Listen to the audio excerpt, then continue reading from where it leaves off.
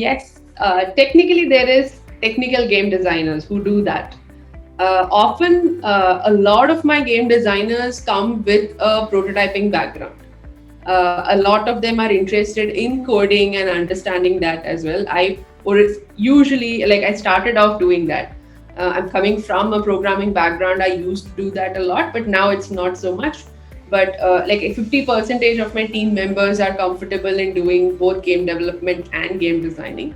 And by game development, I'm sure they're assuming game programming, but so it's definitely possible. Uh, we don't have, in India at least, we don't have a specific role carved out for that. But once you come in as one of the other, there is a way you can actually utilize your skills. In game design, if you come in, you can actually be like, create prototypes and, enhance your prototyping skills, programming skills as well. We don't have a defined role as such, but there is a possibility. You can be. Definitely, you can be both.